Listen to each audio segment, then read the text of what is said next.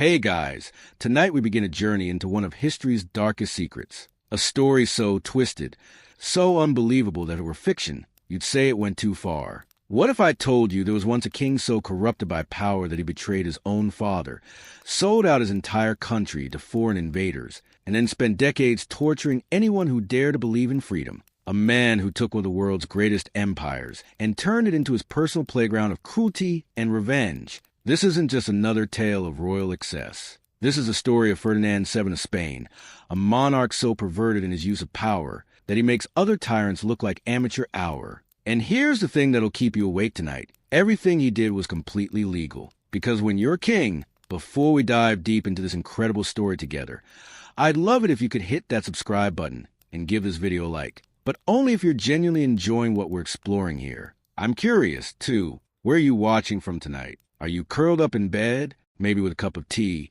Or are you one of those brave souls listening while taking a late-night walk? Drop a comment and let me know. I love hearing where these stories find you. Now, dim those lights, get comfortable, and let's step back in time to discover how one man's twisted psychology nearly destroyed an entire civilization. It's 1784, and in the Grand Royal Palace of Madrid, a baby is born who will grow up to become what many historians quietly whisper is the most dangerous king in European history. But here's what's fascinating and terrifying about Ferdinand's story. He wasn't born a monster. This was a slow burn transformation, like watching someone gradually poison themselves with their own bitterness and resentment. When we think about evil rulers, we often imagine these larger-than-life villains, right? The Caesars, men who conquered nations and rewrote maps. But Ferdinand VII was different. He was what we might call a quiet evil. The kind that slowly suffocates everything good around it, like carbon monoxide, but almost invisible until it's too late. Now,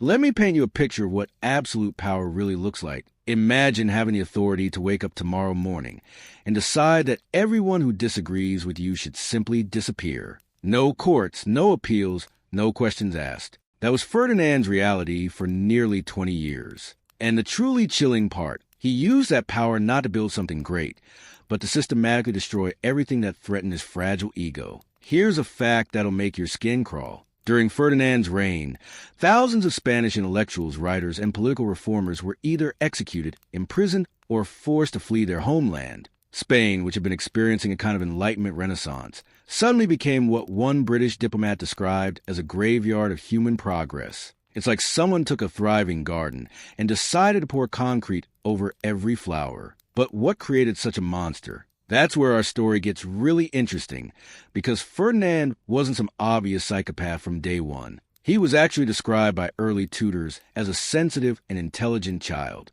Now, so what happened? What transforms a sensitive child into a man who would later restore medieval torture methods in the 19th century? Not because he had to, but because he enjoyed the power it gave him. The answer lies in understanding something that most history books skip over. The psychological warfare that happens inside royal families. When your entire identity is built around the idea that you're chosen by God to rule over millions of people, what happens when reality doesn't match up? When you're not naturally brilliant, not naturally charismatic, not naturally anything special except for an accident of birth. Ferdinand grew up watching his father, King Charles IV, being publicly humiliated by his own wife and her lover, Manuel Godoy. Imagine being a teenager and watching your dad, who's supposed to be the most powerful man in the country, get pushed around by his wife's boyfriend. It's like a twisted soap opera, except the consequences affected millions of lives. And here's where it gets psychologically fascinating.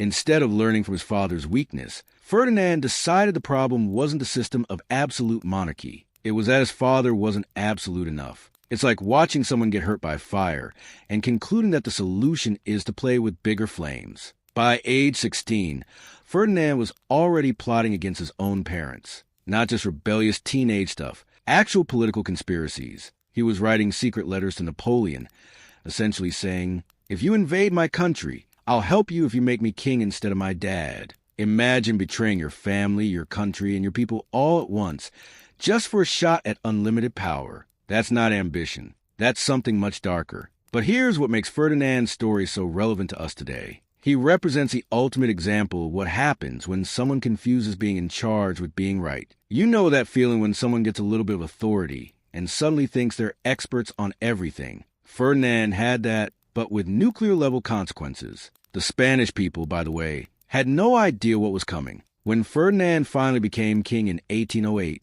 many actually celebrated. They thought they were getting rid of a weak ruler and getting someone strong. It's one of history's most tragic misunderstandings, like someone thinking they're rescuing a lamb and accidentally freeing a wolf instead. And this is where our story takes its first truly dark turn. Because Ferdinand's path to absolute power would involve betrayals so shocking that even Napoleon would later call him untrustworthy. European manipulation thinks you're too deceptive. You know you've crossed some serious lines. What about to unfold is a tale of how one person's psychological damage can ripple outward to destroy entire generations. We're going to explore how Ferdinand didn't just rule Spain, how he took a nation that was on the verge of modern democratic ideals and dragged it backward into a nightmare that would haunt the country for decades. But to understand the full horror of what Ferdinand became, we need to go back to the beginning. We need to understand a child who would grow up to become the king that his own people would eventually call the Felon King. Because his childhood wasn't just unfortunate.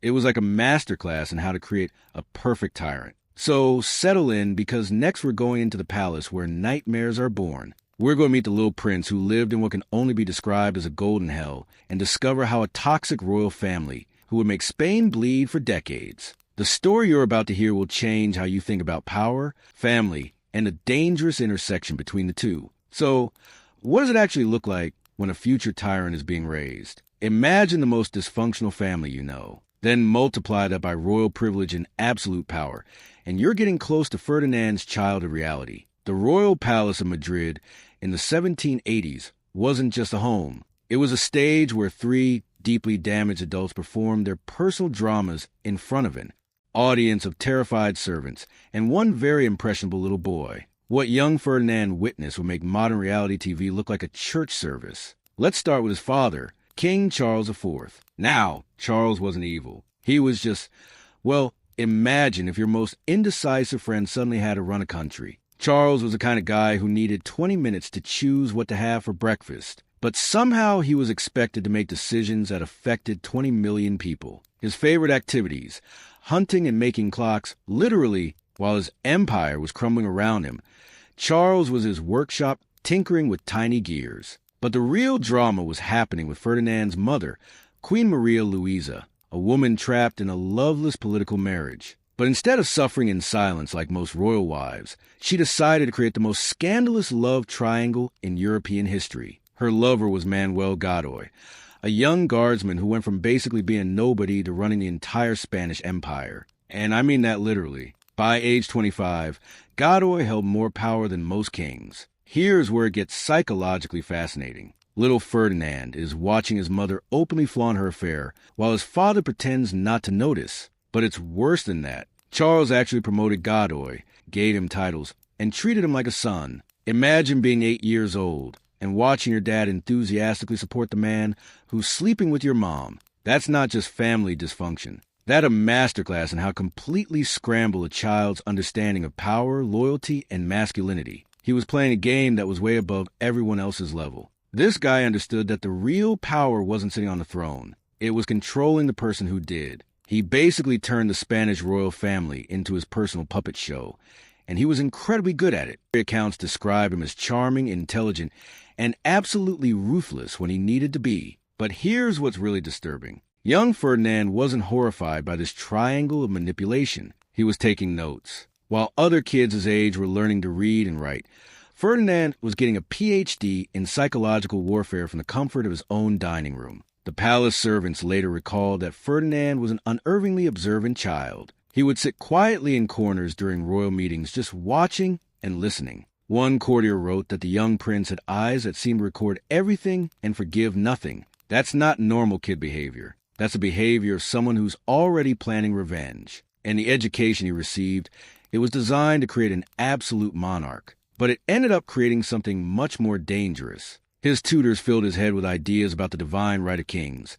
the inherent superiority of royal blood, and the absolute duty of subjects to obey without question. But they forgot to teach him empathy, compromise, or basic human decency. Ferdinand was already showing signs of the calculating nature that would later terrorize Spain. when his younger brother Carlos was born, courtiers noticed that Ferdinand never showed any brotherly affection. He seemed to view Carlos as a potential threat. There are accounts of Ferdinand accidentally hurting his baby brother during play. Accidents that happened just a little too often to be coincidental. The moment that really shaped Ferdinand's worldview happened when he was 14. In 1798, there was a brief uprising in Madrid against Godoy's policies. Ferdinand watched from the palace windows as crowds gathered in the streets, shouting for Godoy's removal. And for a moment, just a moment, it looked like people power might actually win. But then Godoy did something brilliant and terrifying. He invited the protest leaders into the palace for negotiations.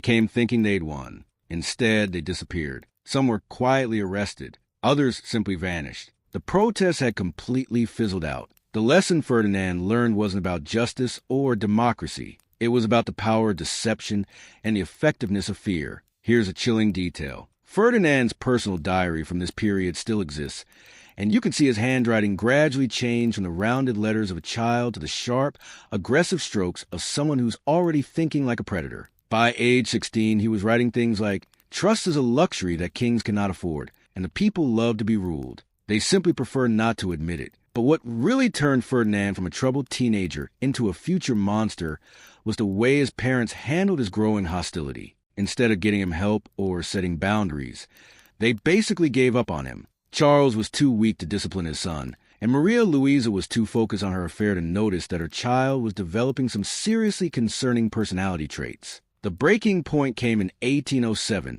when Ferdinand was 23. He was caught plotting against his own parents. Not just planning to take the throne early, but actually conspiring with foreign powers to overthrow them. Any normal family would call this treason. The Spanish royal family? They called it a family disagreement and swept it under the rug. By then it was too late. Ferdinand had learned that he could get away with anything, that loyalty was for suckers, and that the only thing that mattered was power. He'd watched his father be humiliated for years and concluded that kindness was weakness. He'd seen Godoy manipulate his way to the top and decided that deception was a perfectly valid tool. He'd observed that the Spanish people seemed to accept whatever happened in the palace as long as their daily lives weren't too disrupted. In Ferdinand's mind, this meant that people didn't really want freedom or justice, illusion of stability, while someone else made all the hard decisions. What Ferdinand didn't understand, what he would never understand, was that his family's dysfunction wasn't normal, and their twisted relationships weren't a template for how to rule a country. But by the time he figured that out, it would be far too late for Spain. The boy who had grown up watching lies, manipulation, and betrayal as normal family behavior was about to get his chance to practice those skills on a much larger stage. And his first target wouldn't be some foreign enemy or political rival. It would be the one person who had inadvertently taught him everything he knew about the art of manipulation. We're going to witness Ferdinand's first masterpiece of betrayal, and it's going to involve the most powerful man in Europe taking a very personal interest in Spanish family drama. Because when Napoleon Bonaparte decides to get involved in your domestic problems, things are about to get very complicated very quickly. Here's where our story takes a turn that's so audacious, so breathtakingly cynical, that even seasoned diplomats at the time couldn't believe what they were witnessing. Because Ferdinand was about to pull off something that would make Machiavelli himself take notes. He was going to convince the most powerful man in Europe to help him destroy his own country, and a Napoleon Bonaparte. And let me tell you, when these two men finally met, it was like watching a master chess player sit down across from someone who thought they were playing checkers. Except the checkers. Player was so delusional that he actually believed he had a chance of winning. It's 1807 in Europe is basically Napoleon's personal playground. He's redrawn the map of the continent, turned kings into puppets, and made emperors out of his brothers. Spain, meanwhile, is still being run by the unholy trinity of weak Charles IV, scandalous Queen Maria Luisa, and their boy-toy Prime Minister Godoy. It's like watching a soap opera try to compete with Shakespeare. The outcome is predictable, but the journey is going to be fascinating. But here's what nobody expected. Ferdinand decided this was the perfect moment to make his move, not against Napoleon. That would require actual courage. Ferdinand decided to ally with the man who was actively planning to carve up Europe like a Thanksgiving turkey. The secret correspondence between Ferdinand and Napoleon from this period still exists, and reading it is like watching someone slowly hang themselves with their own words. Ferdinand's letters are masterpieces of self-delusion. He's writing to Napoleon saying things like, Your Imperial Majesty, I believe we share a common vision for Spain's future, and I will be honored to serve the cause of European progress under your guidance. Think about that for a second. This is the heir to the Spanish throne, secretly writing to a foreign dictator, essentially asking to be made a puppet king. It's like the Crown Prince of England secretly messaging Putin and asking to be installed as a Russian client state. The level of betrayal is so complete that it almost becomes impressive. He saw right through Ferdinand's game. In his private letters to his brother Joseph, the Spanish prince believes he is being clever, but he is merely being useful. He offers me his country as if it were his to give, not understanding that I was planning to take it anyway. That's Napoleon-level shade right there. This kid thinks he's playing me, but I'm going to use his treachery to destroy his entire family and then discard him like yesterday's newspaper. And that's exactly what happened. In March 1808, Napoleon's armies marched into Spain under the pretext of attacking Portugal. But instead of just passing through, they started occupying Spanish cities. It was like inviting someone over to help you move furniture, and then discovering they've changed all your locks. Charles IV and Godoy finally realized they'd been played. The Spanish people, who had been simmering with resentment for years, saw French troops marching through their streets and exploded into rebellion, not against Napoleon, against their own government. This is where Ferdinand made his first big move. On March 17, 1808, a mob stormed the royal palace of Aranjuez, demanding Godoy's head. Ferdinand didn't lift a finger to protect his parents or restore order. Instead, he basically stood back and watched his father's government collapse. Finally, my moment has arrived. Charles IV abdicated in favor of Ferdinand. Ferdinand VII became king of Spain. The crowds cheered, church bells rang, and people danced in the streets. They thought they were celebrating the end of corruption. They had no idea they were welcoming something infinitely worse. But here's where Ferdinand's plans started to unravel in the most spectacular way possible. Because Napoleon had been watching this whole family drama unfold, and he'd come to a very interesting conclusion. Why deal with any of these idiots when he could just take over directly? On April 20th, 1808, Napoleon summoned the entire Spanish royal family to a meeting in Bayonne, just across the French border. He told them it was a diplomatic conference to sort out Spain's future. It was actually a trap so obvious that even a moderately intelligent person would have seen it coming from miles away. Ferdinand, drunk on his newfound power and convinced of his own cleverness, walked right into it. He brought his parents, his brother, and basically everyone with a claim to the Spanish throne. It was like a family reunion, except the host was planning to kidnap everyone. The Bayonne meetings are one of the most surreal episodes in European history. The man who had conquered most of Europe, sitting in a room with 3 generations of Spanish royalty, who are all backstabbing each other while trying to curry favor with their captor. It was like a reality TV show written by someone with a very dark sense of humor. Ferdinand opened the negotiations by essentially offering to be Napoleon's puppet. He presented a prepared speech about how honored he would be to rule Spain as Napoleon's ally and subordinate. He thought he was being diplomatic. What he was actually doing was giving Napoleon legal justification for what came next, because Napoleon's response was swift and brutal. Thank you for clarifying that you have no legitimate claim to rule independently. I hereby accept your abdication and transfer the Spanish crown to my brother Joseph. Ferdinand's reaction, according to eyewitness accounts, was pure shock. He literally couldn't understand what had just happened. In his mind, he'd been negotiating from a position of strength. He just signed his own political death warrant. But the most revealing moment came when Ferdinand tried to backtrack. He started begging Napoleon to reconsider, promising to be an even better puppet, offering to marry whichever member of the Bonaparte family Napoleon preferred. It was pathetic on a level that even Napoleon found embarrassing. Napoleon's private secretary later wrote, His Imperial Majesty remarked that it expected the Spanish prince to show some dignity in defeat, but instead witnessed a display of groveling that would have been beneath a common merchant. Coming from Napoleon, a man who had destroyed the dignity of dozens of European nobles, Charles IV, meanwhile, he signed away his throne with what observers described as visible happiness, someone else's problem. Maria Louisa was reportedly more concerned about what would happen to her jewelry collection than about losing her crown. The only person who seemed to grasp the full magnitude of what had just happened was young Carlos, Ferdinand's brother, who was heard muttering, "We have given away our country for nothing." And that's exactly what they had done. In the space of a few hours, the Spanish royal family had voluntarily handed over one of the world's great empires to a foreign conqueror. Not through military defeat, not through popular revolution, but through sheer stupidity and greed. But here's the kicker. Ferdinand still thought he could salvage the situation, even as Napoleon's guards were escorting him to his new residence, a comfortable prison in the French countryside. Ferdinand was writing letters to his Spanish supporters, promising that this was all part of his master plan. What Ferdinand didn't realize was that back in Spain, something unprecedented was happening. The Spanish people, abandoned by their royalty and occupied by foreign troops, were about to do something that would shock Europe. They were going to fight back, not for their king, but for themselves. But that story of Spanish heroism will have to wait, because right now, we need to follow Ferdinand into his golden cage, where he's about to spend 6 years learning lessons that will transform him from a merely selfish prince into something far more dangerous. Because when Ferdinand finally returned to Spain, he would bring with him ideas about power and revenge that would make his childhood family drama look like a gentle disagreement. What happens when you take a narcissistic prince, strip away all his power, and then force him to spend 6 years thinking about everything that went wrong? Well, you're about to find out. Because Ferdinand's time in French captivity wasn't just imprisonment. It was like a twisted graduate program in how to become a perfect tyrant. The Chateau de Valenque, where Napoleon housed his royal prisoners, was the kind of place that makes you understand why revolutions happen. Picture a palace so luxurious that its monthly maintenance budget could have fed a small town for a year. Ferdinand had his own wing, a personal staff of 30 servants, a library of over 2,000 books,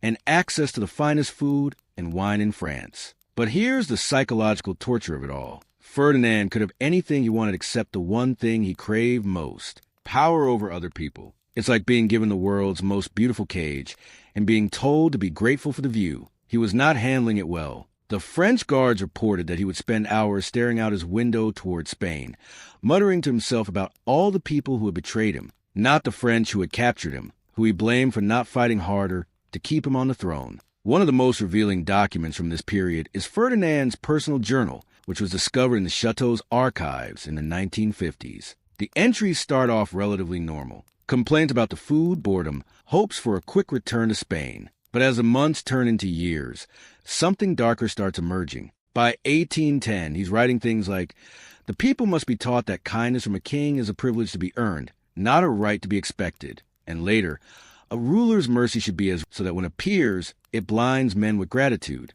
These aren't the thoughts of someone learning humility in captivity. This is someone plotting revenge on an industrial scale. But what really warped Ferdinand's mind during these years wasn't just the isolation. He had access to a massive library, and he became obsessed with books about absolute monarchy and royal power, but not the enlightened kind that was popular in the early 1800s. Ferdinand went straight for the classics of tyranny. He spent months studying Louis XIV methods of control, but his real obsession was with the Byzantine emperors, rulers who had perfected the art of ruling through fear and paranoia. Ferdinand filled notebook after notebook with observations about how these ancient tyrants had maintained power, eliminated threats, and controlled their populations. According to the chateau's librarian, was Niccolò Machiavelli's The Prince. But Ferdinand completely missed the point. Machiavelli was writing a cold analysis of political reality. Ferdinand read it as an instruction manual. He wrote in the margins things like essential technique and must remember for Spain.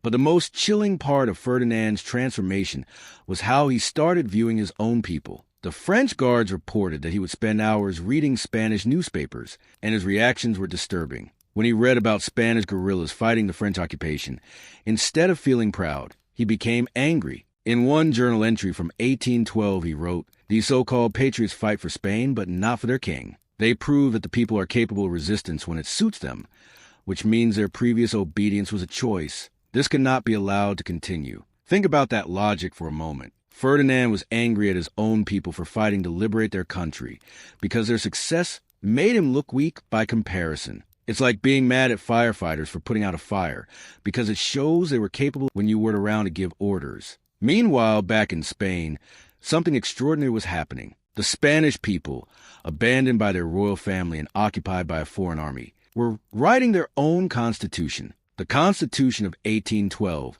drafted in the besieged city of Cadiz, was one of the most progressive documents of its era. It limited royal power, guaranteed individual rights, and established the principle that sovereignty belonged to the people, When news of this constitution reached Ferdinand in Valenque, his reaction was volcanic. According to his valet's memoirs, Ferdinand threw a complete tantrum, breaking furniture and screaming that his subjects had stolen his birthright. He spent 3 days locked in his room, refusing to eat or see anyone. But when he emerged, something had changed. The Ferdinand who came out of that room was no longer the petulant prince who had walked into Napoleon's trap. This was someone who had crystallized his resentment into a coherent philosophy of absolute power. He started corresponding with Spanish conservatives who opposed the Constitution, sending secret letters through a network of sympathetic French nobles. These letters, intercepted by French intelligence and later found in their archives, reveal a man planning not just a return to the throne, but a systematic dismantling of everything his people had built in his absence. In one letter to Marquis of Mataflorida, "When I return to Spain, those who dare to limit royal power will learn that kings have long memories and unlimited patience for revenge." But perhaps the most disturbing aspect of Ferdinand's captivity was how he started experimenting with psychological manipulation on a small scale. The chateau had a staff of Spanish servants who had been captured along with the royal family, and Ferdinand began treating them as test subjects for his theories about power and control. He would arbitrarily reward some servants while punishing others for identical behavior, creating an atmosphere of constant anxiety, but never sure what would work. He would promise favors and then withdraw them at the last moment just to watch people's reactions. One servant, Maria Hernandez, later testified that Ferdinand seemed to enjoy making people hope and then crushing those hopes. She said it was like he was practicing how to break spirits, starting with us. The French, meanwhile, were starting to regret their hospitality. Napoleon's officials reported that Ferdinand was becoming increasingly difficult to manage, making unreasonable demands and treating his guards with contempt. By 1813, even his French captors were describing him as ungrateful and potentially dangerous. But the most revealing incident happened in early 1814, when it became clear that Napoleon was losing the war and Ferdinand would soon be returning to Spain. A French diplomat asked Ferdinand what he planned to do when he regained his throne. Ferdinand's response, recorded in the diplomat's memoirs, was chilling in its honesty. "I plan to teach my subjects the difference between a king and a man who merely wears a crown." As news arrived that Napoleon had abdicated and that Ferdinand was free to return to Spain, the man who prepared to leave Valenque was fundamentally different from the one who had arrived 6 years earlier. The petulant prince had become something far more. Player was so delusional that he actually believed he had a chance of winning. It's 1807 and Europe is basically Napoleon's personal playground. He's redrawn the map of the continent, turned kings into puppets, and made emperors out as brothers. Spain, meanwhile, is still being run by the unholy trinity of weak Charles IV, scandalous Queen Maria Louisa, and their boy-toy Prime Minister Godoy. It's like watching a soap opera try to compete with Shakespeare. The outcome is predictable, but the journey is going to be fascinating. But here's what nobody expected. Ferdinand decided this was the perfect moment to make his move, not against Napoleon. That would require actual courage. Ferdinand decided to ally with the man who was actively planning to carve up Europe like a Thanksgiving turkey. The secret correspondence between Ferdinand and Napoleon from this period still exists, and reading it is like watching someone slowly hang themselves with their own words. Ferdinand's letters are masterpieces of self-delusion. He's writing to Napoleon saying things like, "Your Imperial Majesty, I believe we share a common vision for Spain's future, and I will be honored to serve the cause of European progress under your guidance." Think about that for a second. This is the heir to the Spanish throne, secretly writing to a foreign dictator, essentially asking to be made a puppet king. It's like the Crown Prince of England secretly messaging Putin and asking to be installed as a Russian client state. The level of betrayal is so complete that it almost becomes impressive. He saw right through Ferdinand's game. In his private letters to his brother Joseph, the Spanish prince believes he is being clever, but he is merely being useful. He offers me his country as if it were his to give, not understanding that I was planning to take it anyway. That's Napoleon-level shade right there. Pay me, but I'm going to use his treachery to destroy his entire family and then discard him like yesterday's newspaper. And that's exactly what happened. In March 1808, Napoleon's armies marched into Spain under the pretext of attacking Portugal. But instead of just passing through,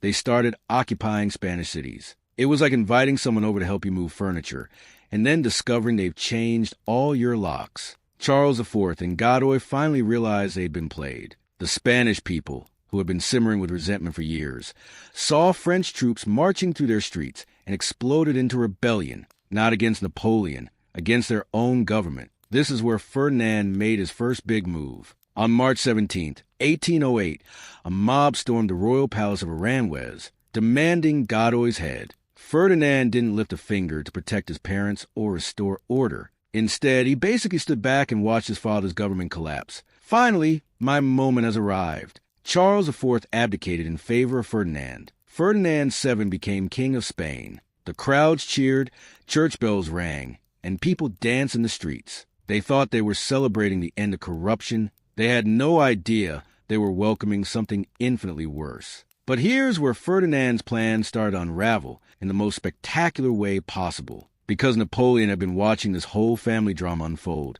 and he'd come to a very interesting conclusion. Why deal with any of these idiots when he could just take over directly? On April 20th, 1808, Napoleon summoned the entire Spanish royal family to a meeting in Bayonne, just across the French border. He told them it was a diplomatic conference to sort out Spain's future. It was actually a trap so obvious that even a moderately intelligent person would have seen it coming from miles away. But Ferdinand, drunk on his newfound power and convinced of his own cleverness, walked right into it. He brought his parents, his brother, and basically everyone with a claim to the Spanish throne. It was like a family reunion, except the host was planning to kidnap everyone. The Bayonne meetings are one of the most surreal episodes in European history. The man who had conquered most of Europe, sitting in a room with 3 generations of Spanish royalty who are all backstabbing each other while trying to curry favor with their captor. It was like a reality TV show written by someone with a very dark sense of humor. Ferdinand opened the negotiations by essentially offering to be Napoleon's puppet. He presented a prepared speech about how honored he would be to rule Spain as Napoleon's ally and subordinate. He thought he was being diplomatic. What he was actually doing was giving Napoleon legal justification for what came next, because Napoleon's response was swift and brutal. Thank you for clarifying that you have no legitimate claim to rule independently. I hereby accept your abdication and transfer the Spanish crown to my brother Joseph. Ferdinand's reaction, according to eyewitness accounts, was pure shock. He literally couldn't understand what had just happened. In his mind, he'd been negotiating from a position of strength. He just signed his own political death warrant. But the most revealing moment came when Ferdinand tried to backtrack. He started begging Napoleon to reconsider, promising to be an even better puppet, offering to marry whichever member of the Bonaparte family Napoleon preferred. It was pathetic on a level that even Napoleon found embarrassing. Napoleon's private secretary later wrote, His Imperial Majesty remarked that it expected the Spanish prince to show some dignity in defeat, but instead witnessed a display of groveling that would have been beneath a common merchant. Coming from Napoleon, a man who had destroyed the dignity of dozens of years, Charles IV, meanwhile, was actually relieved. He signed away his throne with what observers described as visible happiness, someone else's problem. Maria Louisa was reportedly more concerned about what would happen to her jewelry collection than about losing her crown. The only person who seemed to grasp the full magnitude of what had just happened was young Carlos, Ferdinand's brother, who was heard muttering, "We have given away our country for nothing." And that's exactly what they had done. In the space of a few hours, the Spanish royal family had voluntarily handed over one of the world's great empires to a foreign conqueror, not through military defeat, not through popular revolution, but through sheer stupidity and greed. But here's the kicker. Ferdinand still thought he could salvage the situation. Even as Napoleon's guards were escorting him to his new residence, a comfortable prison in the French countryside, Ferdinand was writing letters to his Spanish supporters,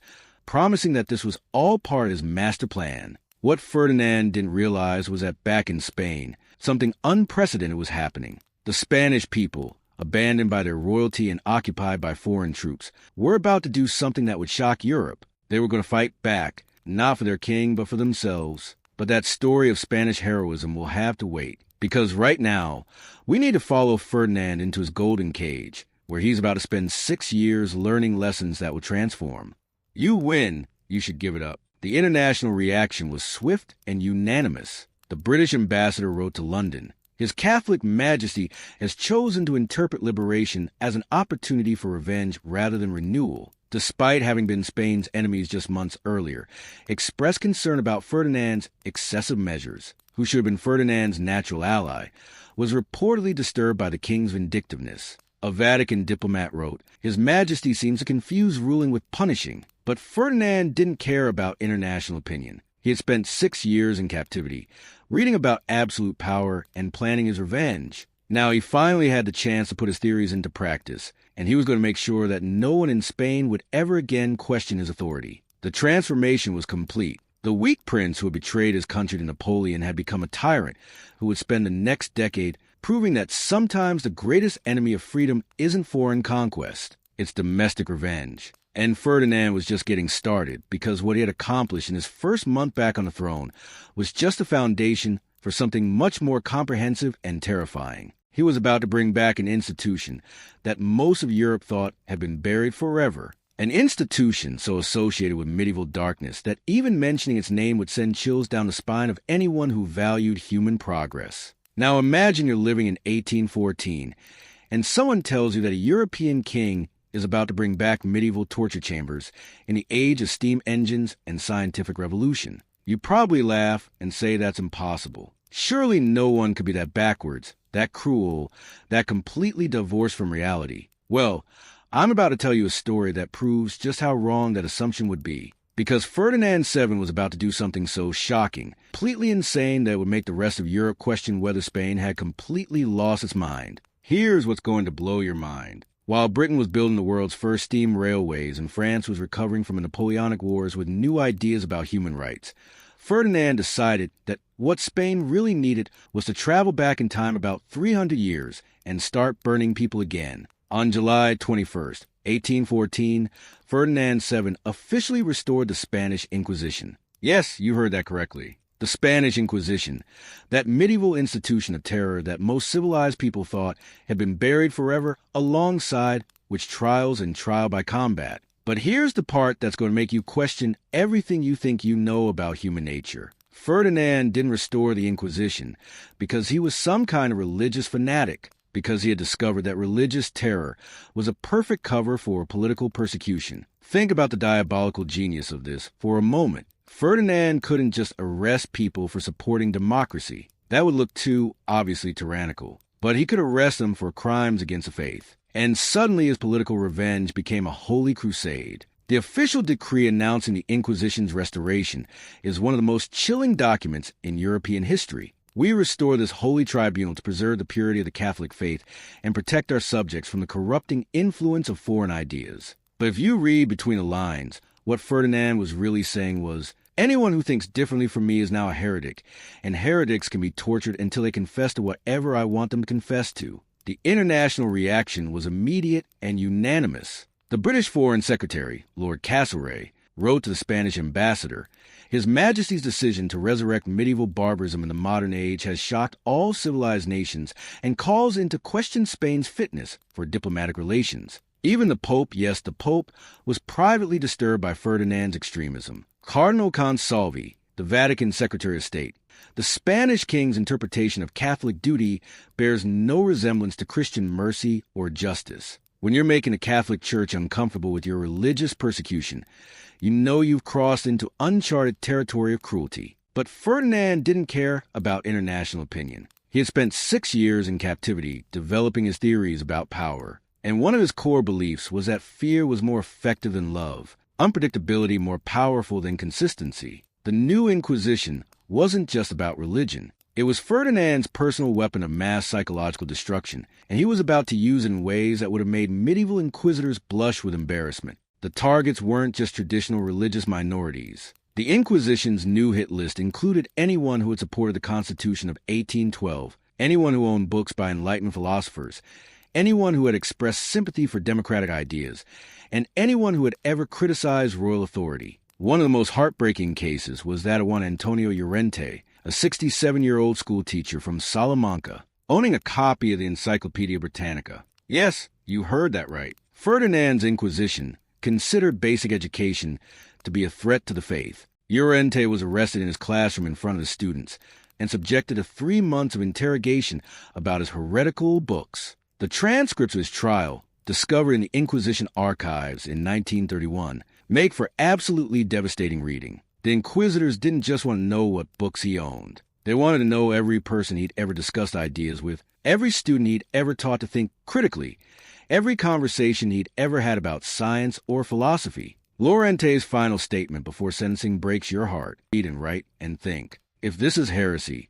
then education itself is the enemy of your faith. He was sentenced to 8 years in prison and died in his cell in 1820, having never seen his family again. But perhaps the most revealing aspect of Ferdinand's new Inquisition was how it targeted Freemasons. Now, I know what you're thinking. Weren't Freemasons just a bunch of guys in funny hats doing secret handshakes? In early 19th century Europe, Freemasonry was associated with Enlightenment ideals and a radical notion that maybe all men were created equal. Ferdinand saw Freemasons as a direct threat to absolute monarchy. He declared Freemasonry to be a satanic heresy that corrupts men's souls and turns them against their natural rulers. The punishment for being a Freemason? Confiscation of all property, public humiliation, and anywhere from 5 to 20 years in prison. The most famous case was that of Colonel Rafael del Riego. Yes, the same Riego who had fought heroically against the French and would later lead the liberal revolution of 1820. Ferdinand's inquisitors discovered that Riego was a Freemason,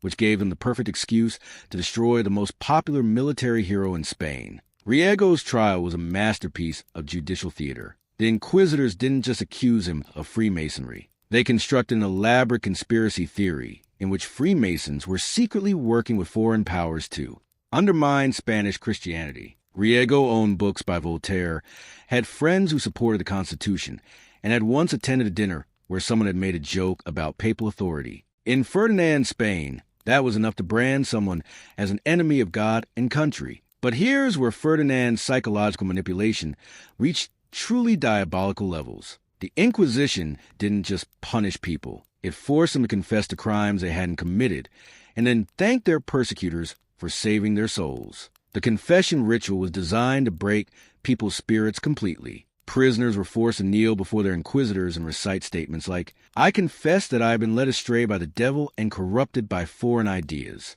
I thank this holy tribunal for opening my eyes to my sins and beg forgiveness for my crimes against the faith."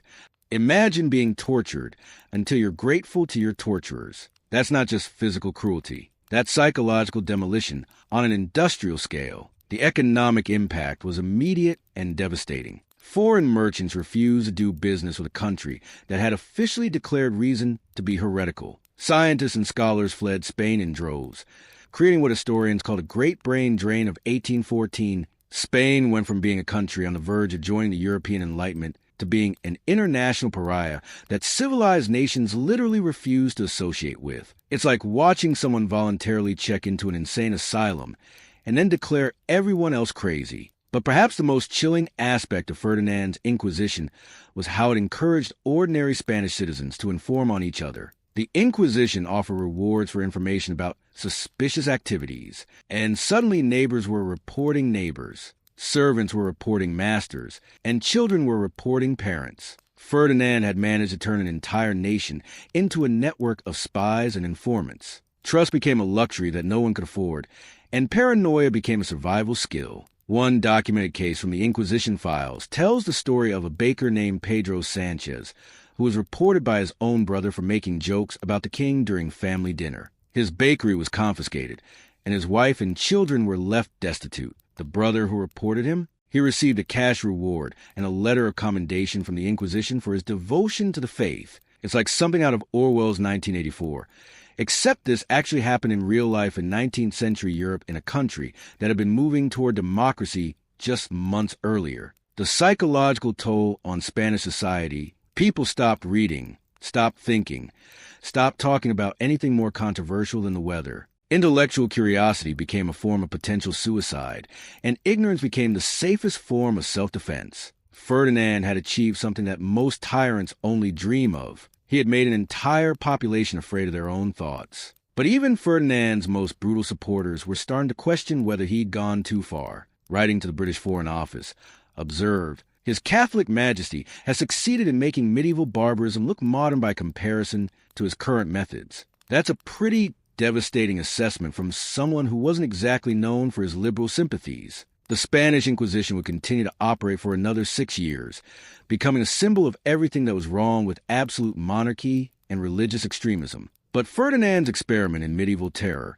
was just one part of a much larger catastrophe that was about to unfold. Because while Ferdinand was busy torturing his own people into submission, something else was happening that would cost Spain far more than just its reputation for civilization. Across the Atlantic Ocean, the Spanish Empire, the greatest colonial empire in human history. And Ferdinand's response to that crisis would prove that his talent for self-destruction had no limits whatsoever. What happens when you try to hold together a global empire using the same brutal methods that terrorize your domestic population? Well, you're about to find out. And the story involves some of the most spectacular military disasters and economic catastrophes of European colonialism. You know what's worse than being a terrible king? Being a terrible king who inherits the greatest empire in human history and then proceeds to lose it through sheer stupidity and stubbornness. And that's exactly what we're about to witness. The story of how Ferdinand VII took an empire that stretched from California to Argentina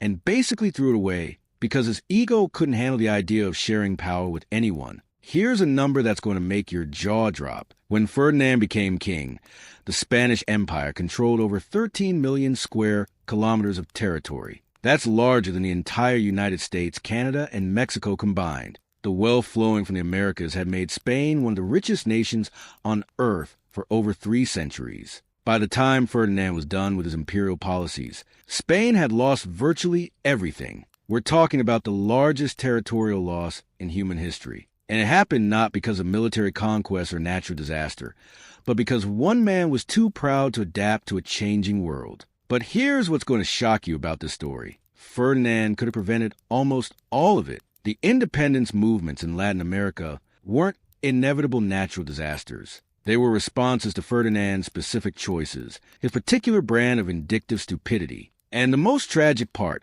many of the independence leaders initially wanted to negotiate.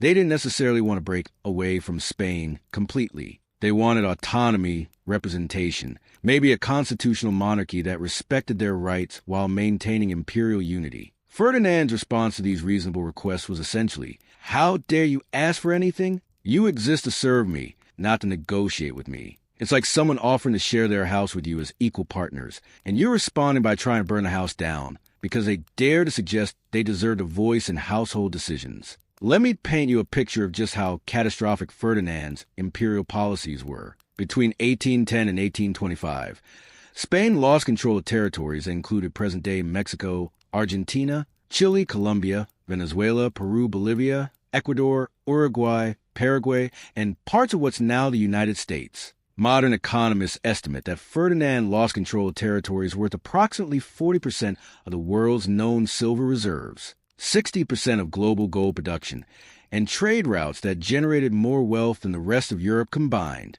But here's the part that's going to make you want to tear your hair out. Much of this could have been avoided if Ferdinand had shown even a basic understanding of political compromise. Take the case of Mexico. When Father Miguel Hidalgo started the independence movement in 1810, it wasn't originally about breaking away from Spain entirely. Hidalgo's initial demands were for Mexican representation in the Spanish Cortes, an end to racial discrimination, and economic policies that didn't treat Mexico as Spain's personal piggy bank. Reasonable requests, right? The kind of things that a smart king might have negotiated on, maybe granted some concessions to maintain imperial unity. Ferdinand's response was to send an army with orders to exterminate the rebellion and make an example that will be remembered for generations. Hidalgo was captured, tortured, and executed in 1811, his severed head displayed in a cage as a warning to other potential rebels. What had started as a movement for reform became a war for complete independence. Ferdinand had taken a manageable political problem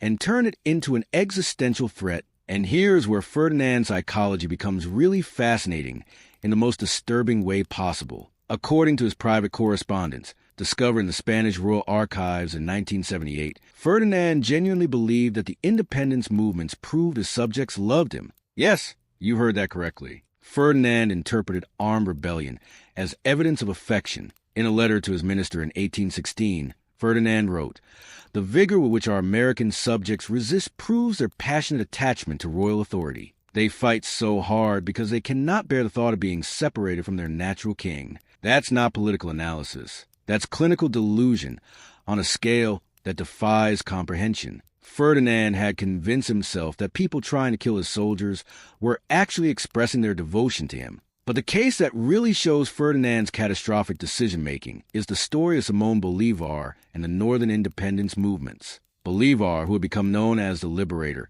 initially proposed something that could have saved the Spanish Empire, a constitutional monarchy that granted autonomy to Spanish America while maintaining ties to the crown. In 1813, Bolívar actually wrote to Ferdinand's representatives suggesting a federal system similar to what the British were developing with their dominions. Spanish America would remain part of the empire, but with local self-government and representation in Madrid. Ferdinand's response, conveyed through his colonial administrators, was essentially, the king does not negotiate with rebels, only with subjects, submit completely, or face complete destruction. Bolívar's reply to that ultimatum has become one of the most famous quotes in Latin American history. If Spain will not treat us as partners, then Spain has chosen to make us enemies. And that's exactly what happened. Ferdinand had transformed potential allies into determined enemies through sheer arrogance and inflexibility. The military campaigns that followed were disasters of epic proportions. Ferdinand sent over 42,000 troops to the Americas between 1814,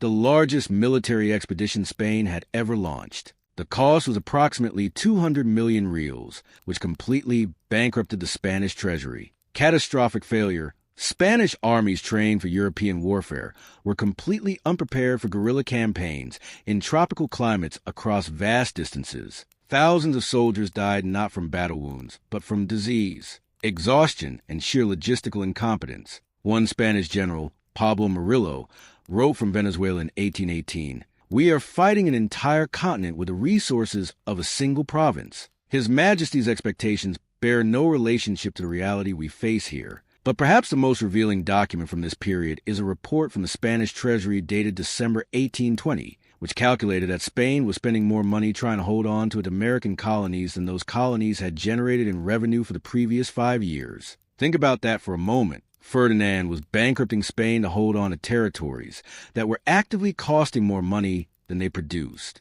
It's like paying $100 a month to keep a job that pays you $50 a month. Ferdinand's response to this financial reality was to double down. He ordered new taxes to fund more military expeditions, convinced that just one more decisive campaign would restore Spanish authority. The Spanish people, meanwhile, were paying for Ferdinand's imperial fantasies with higher taxes, economic stagnation, and the knowledge that their sons were dying in foreign wars that served no purpose except their king's wounded pride. And here's the international perspective that makes this whole tragedy even more painful. Other European powers were quietly offering to mediate. The British, who had their own imperial interests, but also valued stability, suggested several compromise solutions that could have preserved Spanish sovereignty while granting colonial autonomy. Ferdinand rejected every single offer of mediation. Accepting outside help would have been an admission that he couldn't handle his own empire. Better to lose everything than to appear weak. The psychological profile that emerges from Ferdinand's imperial policies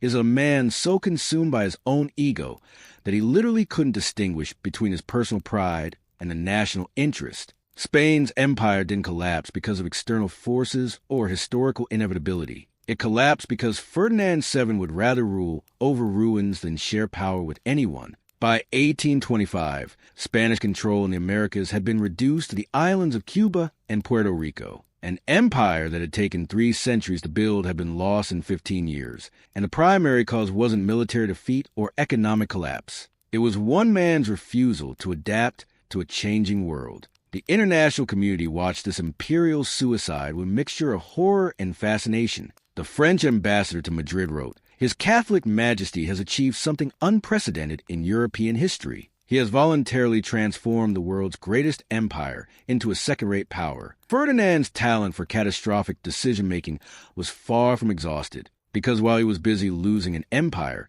the Spanish people were developing their own ideas about how the country should be run. And when they finally decided to act on those ideas, Ferdinand's response would prove that his capacity for vindictive destruction knew absolutely no bounds. The liberal revolution of 1820 and Ferdinand's reaction to it would show that losing an empire was just practice for what he really wanted to do, destroy his own people's hope for freedom so thoroughly that they would never dare to dream of it again. Sometimes history has a twisted sense of humor. Just when you think a tyrant has achieved total control, fate sends him the one thing that terrifies him most his own people refusing to be afraid anymore. And that's exactly what happened to Ferdinand VII on January 1st, when a group of Spanish soldiers decided they'd rather fight for freedom than die for their king's ego in some godforsaken American jungle. Here's the beautiful irony that's going to make you believe in poetic justice. The very soldiers Ferdinand had assembled to crush liberty in the Americas became the ones who brought liberty back to Spain.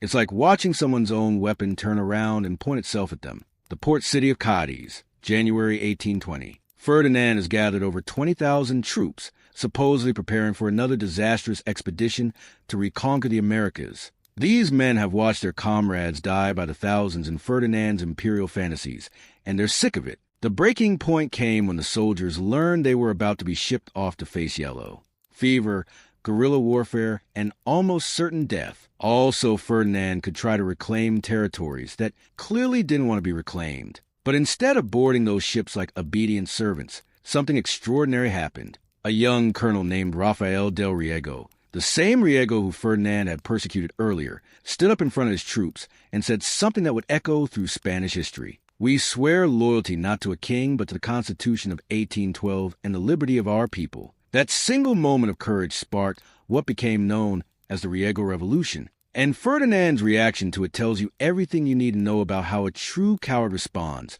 when finally confronted with genuine bravery. When news of the military uprising reached Madrid, Ferdinand's first instinct wasn't to negotiate or compromise. It was to figure out how to blame someone else. According to palace records discovered in 1954, Ferdinand's immediate response was to order the arrest of every liberal sympathizer in Madrid, as if somehow punishing innocent civilians would make his rebellious soldiers fall back in line. But here's where Ferdinand's political instincts proved to be about as sharp as a bowling ball. The revolution wasn't just military, it was popular. Cities across Spain began declaring their support for the Constitution of 1812. People who'd been terrorized into silence for 6 years suddenly found their voices again. The speed with which Ferdinand's authoritarian regime collapsed was absolutely breathtaking. Within 3 months, virtually every major Spanish city had declared for the constitutional cause. It wasn't just that people supported the rebels. They were actively celebrating the collapse of Ferdinand's government. He was experiencing something he'd never encountered before in his entire life. The discovery that fear only works as long as people believe you have the power to hurt them, and found himself facing the same choice his father had faced with Napoleon 12 years earlier.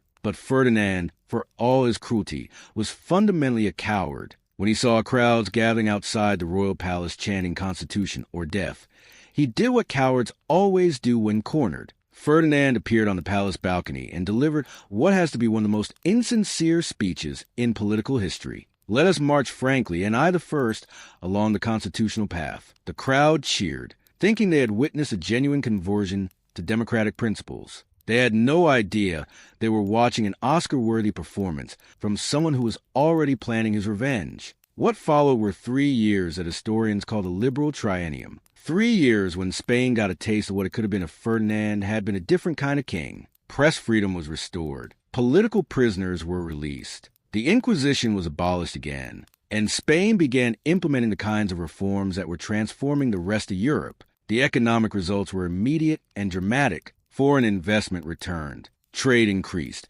And for the first time in decades, Spain started catching up with its European neighbors in terms of industrial development. But while the Spanish people were celebrating their newfound freedom, Ferdinand was doing what he did best, nursing his wounded ego, and planning revenge on a scale that would make his previous cruelties look like gentle corrections. Here's where Ferdinand's psychology becomes truly fascinating and terrifying. Most kings who are forced to accept constitutional limits either genuinely adapt to the new system or openly resist it. Ferdinand chose a third option. He pretended to embrace democracy while secretly working to destroy it from within. The French archives, opened in 1989, revealed the extent of Ferdinand's treachery during this period. Starting in 1821, and sending secret letters to the Holy Alliance, the coalition of conservative European powers led by Austria, Prussia, and Russia, begging them to invade Spain and restore his absolute power. One letter dated September 1822 is particularly revealing.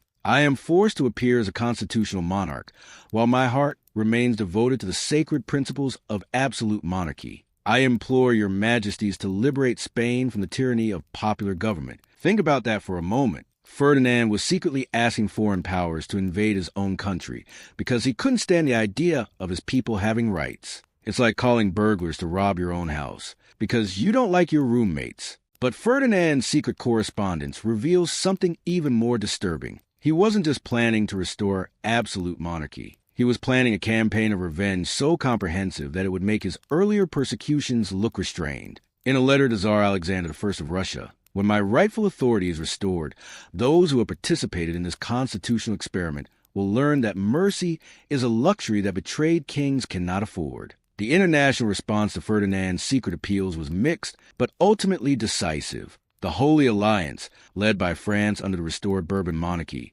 decided that constitutional government in Spain to the conservative order in Europe. On April 7, 1823, French armies crossed the Spanish border under the banner of the Holy Alliance, claiming they were coming to liberate Ferdinand from constitutional tyranny. Cynical military interventions in European history. A foreign invasion launched supposedly to restore a king's freedom to oppress his own people. The Spanish constitutional government tried to resist, but they were fighting a two-front war against the French invaders and against Ferdinand's supporters who were actively sabotaging the defense effort from within. The most heartbreaking moment came when the constitutional government, in a desperate attempt to maintain some legitimacy, actually asked Ferdinand to lead the resistance against the French invasion. Ferdinand's response was to secretly send messages to the French commanders, giving them strategic information about Spanish defensive positions. Yes, you heard that correctly. Ferdinand was literally committing treason against his own country's defense,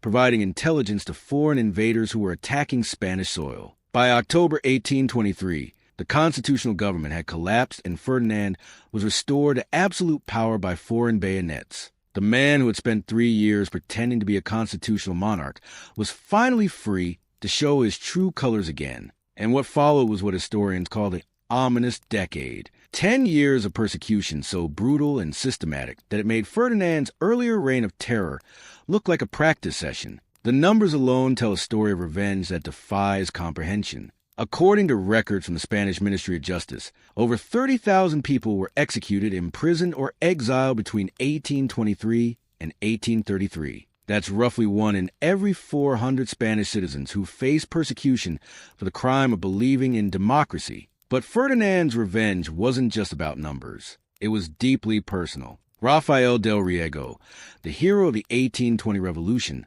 tortured and publicly hanged in Madrid's main square on November 7th. But Ferdinand wasn't content with just executing. He ordered that the execution be turned into a public spectacle designed to terrorize anyone who might consider future resistance. Riego was dragged through the streets on a sledge while crowds were forced to watch. Before his execution, he was forced to listen to a sermon about the divine right of kings and the sinfulness of rebellion. His final words, recorded by a British diplomat who witnessed the execution, "I die for the liberty of Spain." Ferdinand's response to those final words was to order that Riego's body be left hanging for 3 days as a warning to other traitors. The international reaction was one of disgust and horror. The British Foreign Secretary, George Canning, wrote, "His Catholic Majesty has restored order to Spain by methods that would have embarrassed Nero, which had been considering diplomatic recognition of Spain, postponed any formal relations indefinitely." But Ferdinand didn't care about international opinion. He had finally achieved what he dreamed of since his return from France in 1814, total control, and the complete elimination of any Spanish citizen who dared to dream of freedom. The ominous decade had begun, and Ferdinand was about to prove that his earlier cruelties were mere warm-up exercises. But even as Ferdinand was consolidating his grip on power through terror and persecution, fate was preparing one final twist that would challenge everything he thought he understood about monarchy, succession, and the very nature of royal authority. Because Ferdinand's personal life was about to become just as chaotic and destructive as his political career, and the consequences would plunge Spain into decades of civil war that would make all his previous disasters look like minor inconveniences. They say that power corrupts. But what happens when power meets sexual obsession, dynastic desperation, and the kind of family drama that would make reality TV producers weep with joy? Well, you're about to find out because Ferdinand VI's personal life was about to become so scandalous, so twisted that it would literally tear Spain apart for the next 40 years. That's going to blow your mind. How many wives does it take for a king to produce a male heir? If you're Ferdinand VII, the answer is 4. And even then, you'll manage to create a succession crisis so catastrophic that it makes everything we've discussed so far look like a gentle family disagreement. But this isn't just a story about royal marriage problems. This is about how one man's desperate need to control his legacy ended up destroying the very thing he was trying to preserve, the Spanish monarchy itself. Let me paint you a picture of just how dysfunctional Ferdinand's approach to marriage was. Most kings marry for political alliances, diplomatic advantages, or at least some semblance of personal compatibility. Ferdinand married like someone panicked shopping for groceries 10 minutes before the store closes, frantically grabbing whatever was available without any thought for consequences. His first wife was Maria Antonia of Naples, married in 1802 when Ferdinand was just 18. This was supposed to be a straightforward political alliance to strengthen ties between Spain and the Kingdom of Naples. Maria Antonia was beautiful, intelligent, and by all accounts, genuinely loved Ferdinand despite his increasingly obvious character flaws. But here's where Ferdinand's psychology starts to reveal itself in the most disturbing way possible. Instead of cherishing a wife who actually cared about him, Ferdinand became suspicious and controlling. Palace servants later testified that Ferdinand would have Maria Antonia followed by spies whenever she left her chambers, convinced that she was somehow plotting against him. The poor woman died in 1806, officially from tuberculosis, but court physicians' private notes she was suffering from what we would now recognize as severe depression. Her Majesty appears to be dying of sadness rather than disease. That's not a medical diagnosis. That's an indictment of Ferdinand. Ferdinand's second marriage to Isabella Braganza in 1816 was even more obviously transactional. Isabel was chosen specifically because she came from a notoriously fertile royal family, and Ferdinand needed an heir to secure the succession. But Ferdinand's approach to this marriage was so clinical, so focused on reproduction rather than relationship, that it bordered on the grotesque. Palace records show that Ferdinand actually kept a detailed calendar tracking Isabel's menstrual cycles and demanded that court physicians examine her monthly to determine the optimal times for conception. Yes, you heard that correctly. Ferdinand had turned his wife's reproductive system into a state science project, who had been a vibrant and energetic princess before her marriage, gradually became withdrawn and sickly under Ferdinand's obsessive supervision. She died in 1818, again officially from illness, but the pattern was becoming clear. Ferdinand was literally toxic to the women in his life. But it was Ferdinand's third marriage that really revealed the depths of his dysfunction. In 1819, he married Maria Josepha Amalia of Saxony, a woman who was already 32 years old and therefore, by the medical understanding of the time, approaching the end of her fertile years. Why would Ferdinand marry someone who might not be able to give him children? Because Maria Josepha came with a massive dowry that Ferdinand desperately needed to fund his military campaigns and maintain his lavish court lifestyle. In other words, Ferdinand had essentially sold his dynastic future for immediate cash flow. The marriage was a disaster from day one. Maria Josepha, who had been warned about Ferdinand's previous wives' fates, was terrified of her new husband and spent most of her time locked in her chambers. Frustrated by her obvious fear and his lack of an heir, became increasingly erratic and violent. Court documents from this period, discovered in the Spanish Royal Archives in 1987, reveal that Ferdinand was physically abusive toward Maria Josepha and that palace servants were regularly called to treat her injuries. One particularly disturbing report describes Maria Josepha appearing at a court function with what were obviously finger-shaped bruises around her throat. Maria Josepha died in 1829. Even Ferdinand's supporters were starting to ask uncomfortable questions about the suspicious pattern of royal wives dying young and apparently unhappy. But Ferdinand's obsession with producing an heir was becoming pathological. At age 45, with 3 dead wives and no children, Ferdinand was facing the prospect that his brother Carlos would inherit the throne. And Ferdinand hated his brother with a passion that bordered on the insane. Carlos represented everything Ferdinand despised. He was intelligent where Ferdinand was cunning, principled where Ferdinand was opportunistic, and genuinely beloved by traditional Spanish conservatives, while Ferdinand was merely feared. The prospect of Carlos becoming king was so intolerable to Ferdinand that he decided to take one last desperate gamble. In 1829, at age 45, Ferdinand married his fourth wife, Maria Cristina of Naples, who was just 23 years old, younger than Ferdinand's first wife had been when she died. But this marriage was different from the others, and not in a good way. Maria Cristina was specifically chosen not just for her youth and fertility, but for her liberal political views. Ferdinand had decided that if he was going to have an heir, that heir should be raised with ideas that would directly contradict everything his brother Carlos believed in. It was like Ferdinand was planning to use his own child as a weapon against his brother. That's not dynastic planning. That's psychological warfare, using babies as ammunition, but with consequences that Ferdinand never anticipated. In 1830, Maria Cristina gave birth to a daughter. Ferdinand was ecstatic, not because he loved children, but because he now had a tool to exclude his brother from succession. But here's where Ferdinand's plans started to unravel in the most spectacular way possible. Spanish law dating back to 1713 followed Salic law, which meant that women could only inherit the throne if there were no male heirs available. Since Carlos was Ferdinand's brother, he should have inherited regardless of whether Ferdinand had daughters. Ferdinand's solution to this legal problem was characteristically ruthless and short-sighted. In 1830, he issued the Pragmatic Sanction, which officially abolished Salic law in Spain and declared that his daughter Isabella would inherit the throne ahead of his brother Carlos. This wasn't just a change in succession law. It was a declaration of war against half of Spanish society. Conservative traditionalists who had supported Ferdinand throughout his tyrannical reign suddenly found themselves facing the prospect of being ruled by a liberal queen regent, Maria Cristina, and eventually by a queen who'd been raised with constitutional ideas. Carlos, meanwhile, had his own supporters who argued that Ferdinand's Pragmatic Sanction was illegal and that the traditional succession law couldn't be changed retroactively. The stage was set for a civil war that would make all of Ferdinand's previous political disasters look like minor disagreements. But Ferdinand wasn't done making catastrophically bad decisions. In 1832, he fell seriously ill and was convinced that he was dying. Under pressure from conservative advisors and believing he was on his deathbed, Ferdinand signed a decree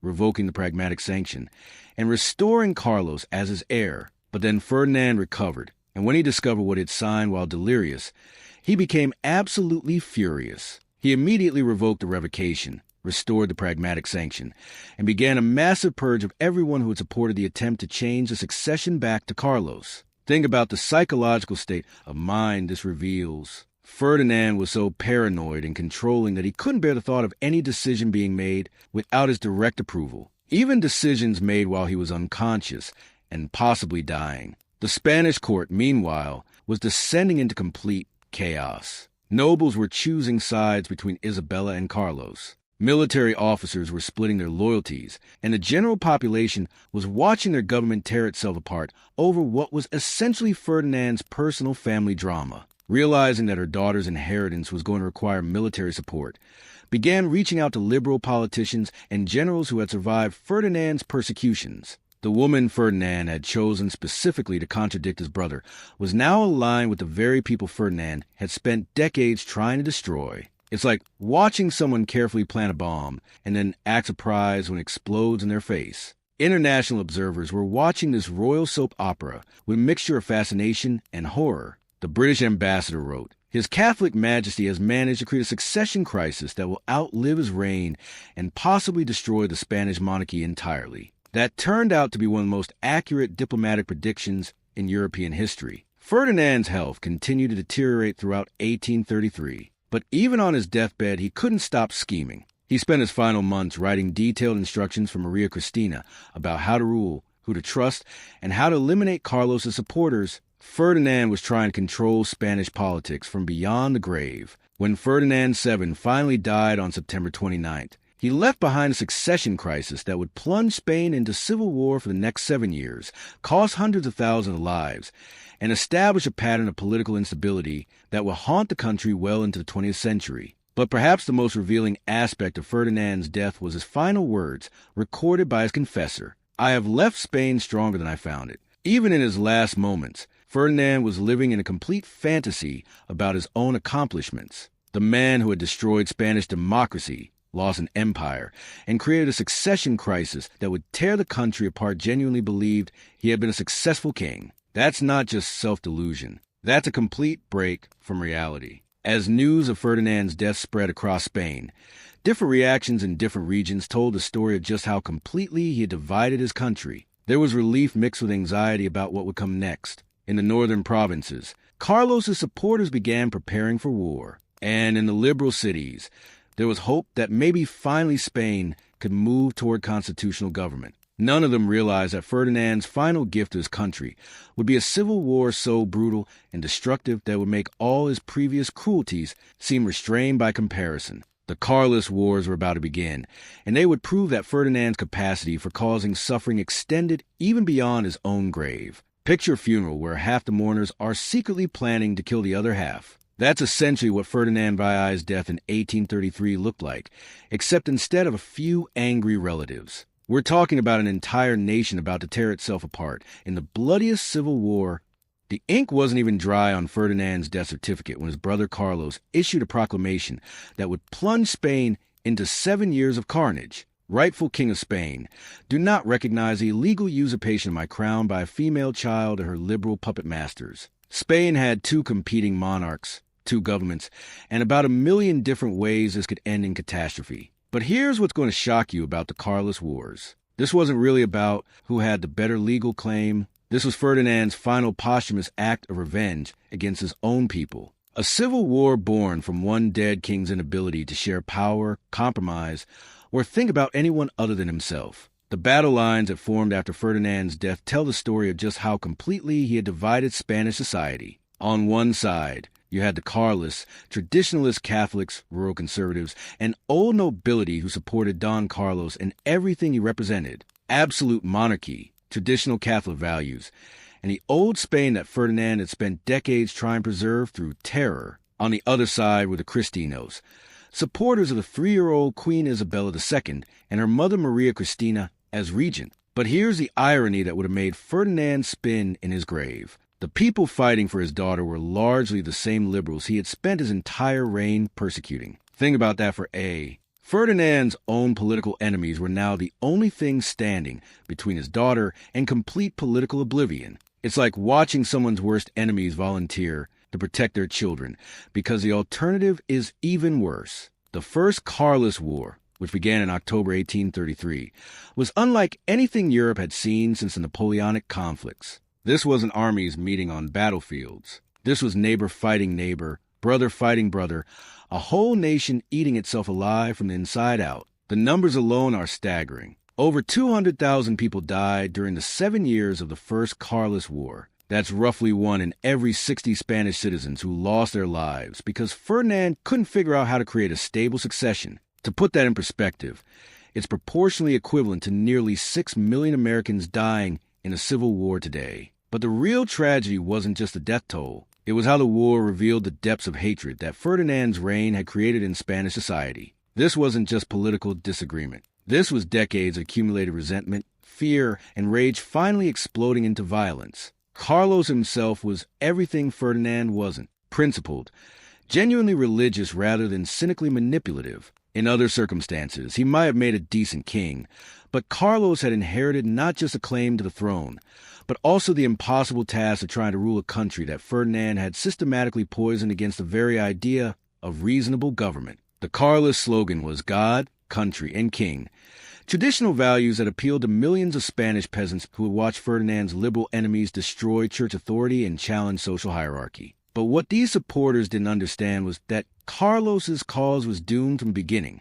not because of his principles, but because of Ferdinand's legacy. Ferdinand had spent so many years ruling through fear and oppression that he had made it impossible for any traditional monarch to govern effectively. The old system of absolute monarchy that Carlos represented was now permanently associated with Ferdinand's cruelties, and even people who agreed with Carlos's values couldn't stomach the thought of returning to Ferdinand-style tyranny. Meanwhile, Maria Cristina and the liberals faced their own impossible situation. They were trying to fight a war while governing a 3-year-old queen, implementing constitutional reforms, and somehow convincing Spanish conservatives that liberal government wasn't the same thing as revolutionary chaos. The irony was thick enough to cut with a knife. The liberals were now the defenders of monarchy, while the traditionalists were the ones rebelling against a legitimate government. Ferdinand had managed to turn Spanish politics completely upside down even after his death. The military campaigns that followed were disasters for everyone involved. The Carlist forces controlled much of northern Spain,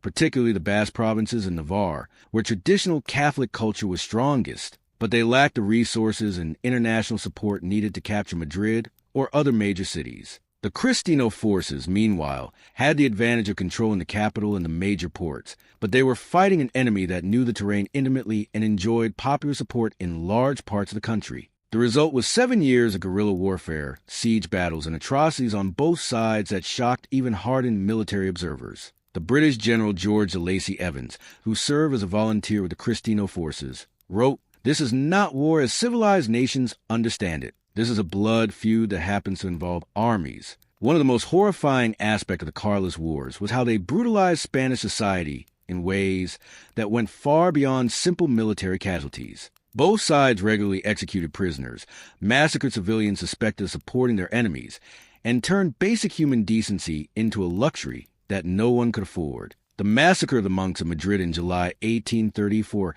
exemplifies the kind of savagery that Ferdinand's legacy had unleashed. When cholera broke out in Madrid, rumors spread that monks had poisoned the water supply on behalf of the Carlists. Liberal mobs stormed several monasteries and murdered over 100 priests and monks, many of whom had no political involvement whatsoever. The Carlist response was equally brutal. When they captured the town of Heredia in 1837, Carlist forces executed every government official, every liberal sympathizer, and every person who couldn't prove their loyalty to the traditional cause. The death toll was over 300 people in a town of barely 2,000 inhabitants. These weren't military victories. They were acts of pure revenge that served no strategic purpose except to terrify the civilian population into submission. It's exactly the kind of politics that Ferdinand had practiced throughout his reign, now spread across an entire country and amplified by war. But perhaps the most tragic aspect of the Carlist Wars was how they destroyed Spain's potential for peaceful political development.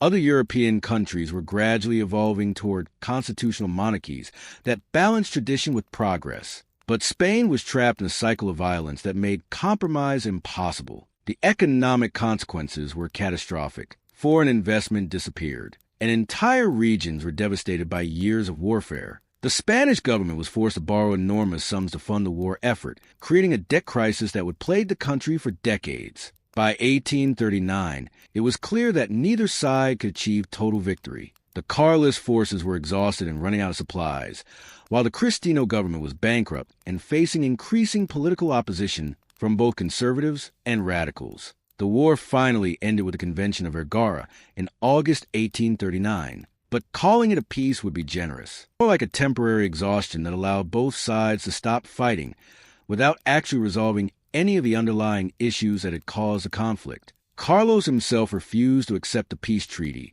and fled to France, where he would spend the rest of his life plotting his return. His supporters were granted amnesty and allowed to keep their military ranks in the Spanish army. But the fundamental disagreement about Spain's political future remained unresolved. The human cost was almost incomprehensible. Beyond the 200,000 dead, hundreds of thousands more had been displaced, traumatized, or economically ruined. Entire regions had been depopulated, and the social fabric of Spanish society had been torn apart in ways that would take generations to repair. But here's the most disturbing part of this whole tragedy. The Carlist Wars weren't a one-time catastrophe. They were just the first act in a cycle of violence that would plague Spain for over a century. There would be a second Carlist War in the 1840s, a third Carlist War in the 1870s, and ultimately the Spanish Civil War of the 1930s that would make all previous conflicts look restrained by comparison. Ferdinand VII had died in 1833, but his legacy of division, hatred, and political extremism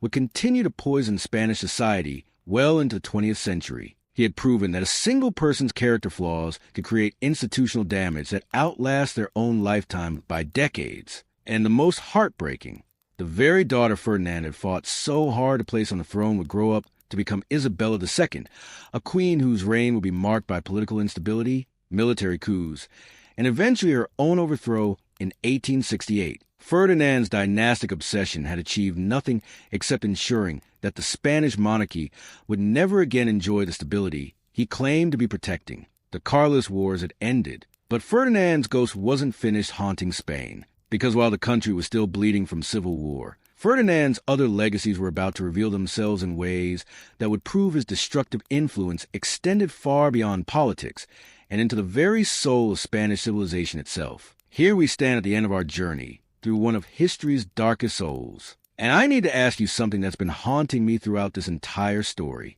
What happens to a nation's spirit when it's been systematically broken by someone who is supposed to protect it? Because Ferdinand VII's death in 1833 wasn't the end of his story. It was just the beginning of a legacy so toxic that it would poison Spanish society for over a century. Let me paint you a picture of Spain on September 30th, 1833, the day after Ferdinand's death. This should have been a moment of relief, maybe even celebration for a people who had endured 20 years of tyranny. It was the beginning of a nightmare that would make Ferdinand's reign look like a gentle warm-up act. The numbers alone tell a story that should make your blood run cold. Between Ferdinand's death in 1833 and the end of the Spanish Civil War in 1939, Spain experienced 3 separate Carlist wars, 6 different constitutions, 43 different governments, 23 military coups, and a civil war so brutal that it claimed over 500,000 lives. That's not political instability. That a century-long national nervous breakdown,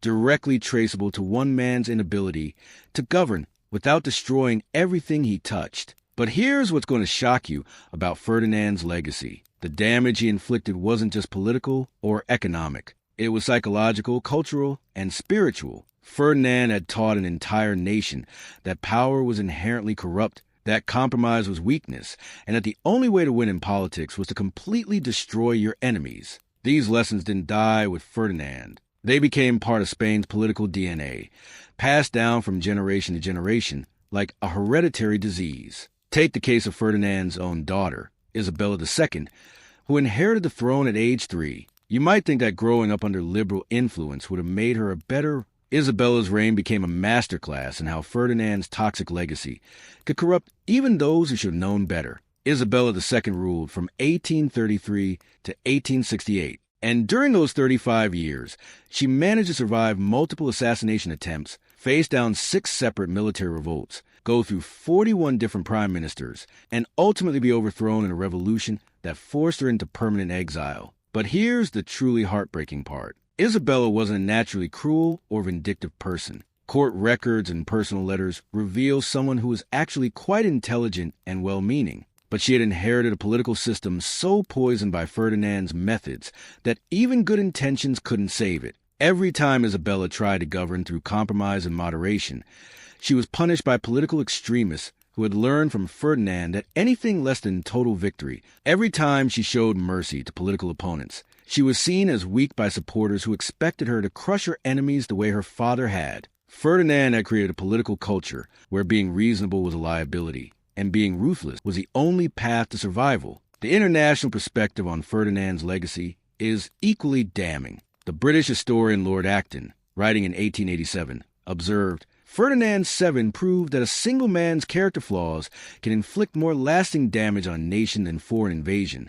natural disaster, or economic collapse. Spain's tragedy is not what happened to it, but what it did to itself. That assessment has held up remarkably well over time. Modern historians consistently rank Ferdinand VII among the worst rulers in European history, not just for what he did during his reign, but for the long-term damage his methods inflicted on Spanish political culture. But Ferdinand's legacy extends far beyond Spain's borders. His reign became a cautionary tale studied by political scientists, psychologists, and historians trying to understand how democracies die and how tyranny takes root in civilized societies. Here's something that's going to make you think about our modern world in a completely different way. Many of the techniques Ferdinand used to destroy Spanish democracy, the strategic use of fear, the manipulation of religious and cultural divisions, the systematic persecution of intellectuals, the creation of surveillance states that turn citizens against each other. These aren't ancient history. They're the playbook that authoritarian leaders still use today. Ferdinand's story isn't just about 19th century Spain. It's about the eternal human capacity for self-destruction when we allow fear, hatred, and the lust for power to overcome our better angels. But there's something else about Ferdinand's legacy that I find both terrifying and fascinating. His complete inability to understand the damage he was causing. Remember those final words. I have preserved the crown of Spain intact and strengthened, and I leave my daughter a kingdom more secure than any in Europe. Even in his last moments, Ferdinand genuinely believed he had been a successful king. He couldn't see that he had transformed one of Europe's great powers into a political basket case, that he had destroyed centuries of accumulated wealth and cultural achievement, that he had created patterns of political violence that would haunt Spain for generations. This isn't just historical curiosity. It's a warning about the danger of leaders who are so consumed by their own egos that they lose all connection to reality. The Spanish people, meanwhile, spent decades trying to recover from Ferdinand's reign. It wasn't until the late 19th century that Spain began to achieve anything resembling political stability. And even then the country remained haunted by the cycles of extremism and violence that Ferdinand had established. The Spanish Civil War of 1936 to 1939, which many historians consider the dress rehearsal for World War II, can be traced directly back to the political polarization and institutional damage that Ferdinand inflicted over a century earlier. Spain's inability to develop a stable democratic tradition, its pattern of military coups and political extremism, its cycles of persecution and revenge, all of these can be linked to lessons that Spanish society learned during Ferdinand's reign. Think about that for a moment. Ferdinand VII was so destructive that his methods were still poisoning Spanish politics over 100 years after his death. But here's what gives me hope about this story, and what should give you hope. Spain did eventually recover. It took over a century. It required a complete rejection of Ferdinand's political methods, and it came at an enormous human cost. But Spain did eventually develop a stable democracy, a prosperous economy, and a political culture based on compromise rather than conquest. The Spanish transition to democracy after Franco's death in 1975, known as La Transition, was one of the most successful political transformations of the 20th century, precisely because Spanish leaders had learned the lessons of their history. They had seen where Ferdinand's methods led, and they chose a different path. Modern Spain is everything Ferdinand's Spain wasn't: democratic, prosperous, tolerant, and respected in the international community. The country that Ferdinand nearly destroyed through his toxic leadership has become one of Europe's most successful examples of how nations can recover from authoritarian trauma. But the most important lesson from Ferdinand's story isn't about Spain. It's about us. Because Ferdinand VII wasn't some alien monster who dropped from another planet. He was a human being whose character flaws were amplified by absolute power until they became instruments of national destruction. Every society contains people with Ferdinand's psychological profile: narcissistic, vindictive, unable to compromise, convinced of their own infallibility. The question isn't whether such people exist. They always have and always will. The question is whether we create political systems that prevent them from gaining power,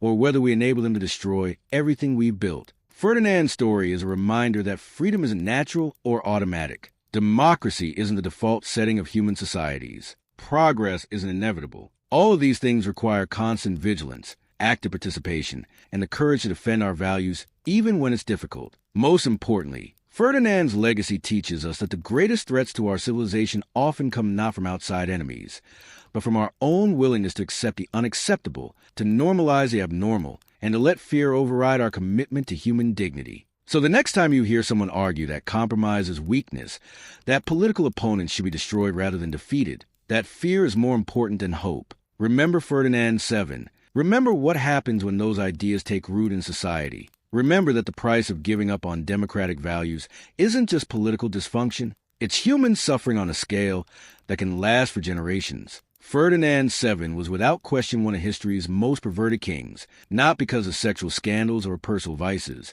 but because he perverted the very concept of leadership itself. He took an institution that should have served his people and turned it into an instrument of their oppression. He took a country with unlimited potential and nearly destroyed it through his own psychological failures. But his story is also a testament to human resilience, to our capacity to recover from even the worst leadership, and to our ability to learn from historical mistakes, if we have the wisdom to listen to history's warnings. Thank you for joining me on this incredible journey through one of history's darkest chapters. I know it wasn't an easy story to hear, but I believe these are the stories we most need to understand if we want to protect the values and institutions that make civilized life possible. The tale of Ferdinand VII is finally complete, but history is full of figures whose stories can teach us profound lessons about power, leadership, and human nature. So stay curious, keep questioning, and remember that understanding the past isn't just about satisfying intellectual curiosity. It's about protecting our future